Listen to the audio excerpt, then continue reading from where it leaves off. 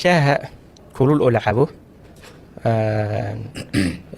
horta hadda si kale u dhigno shaaha kulul la cabo ama uu maalintii saddex koob haddii la cabo koobkaasna heerkulkiisa uu ka sareeyo 60 centigrade uu ka sareeyo wuxuu dhaawici karaa muxuu ahaa maqaarka hunjurmareenka ayuu dhaawici karaa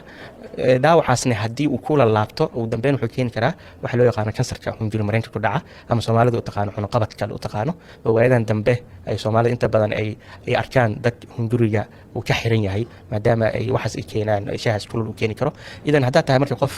shaah kulul cabo shaahaasna koobkii oo qiiqaya aad dhulka dhigtid asoon wali maxaa shaahina ka dhamasatay wuxuu khatar ku gelin karaa in uu yimaado kansarka ku dhaca hunjurmareenka oo xaalad adag gelin kara hadhow qofkina aan wax badan saas loogu qaban karin marka cudurka laabjeexa oo soo noqnoqdo dhibaato noocee ayuu keeni karaa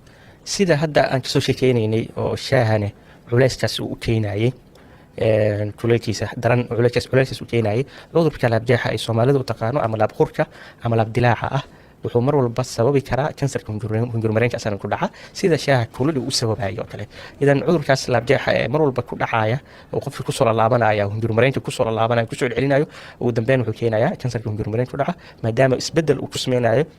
asaga ay shahaba isbedel ku sameynayaan unugyadii hunjurmareenka loogu talagalay isbedel ku sameynaya isbedelkaas ma ku sameeyaan dhaawaciya meesha kula laabanayo oo ka soo qaad laabjeex oo kale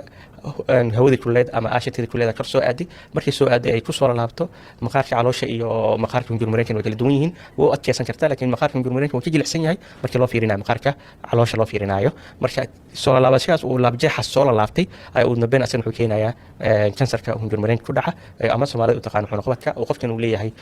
maalmahan ama bilahan waxyaalaha adag waa qadan la'ahay marqadku uu leeyahay wixii adkaa waa soo tayo wixii jilicsanaa qadan la'ahay uu dambeey wuxuu leeyahay bihi iyo waxaalii dareeraha aha ayaa go'ay marka ayadana waa xaalad kale oo khatar ah oo dadka u baahan inay la tacaalaan in la tashtaan dhaqaatiirta urujirta iyo beerka takhasusay si ay u wadaagaan xaaladooda hunjurmareenka iyo meelaha ay wax soo marayaan waana xaalad aad u adag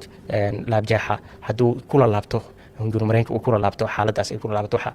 ka imaanaya caloosha ka imaanaya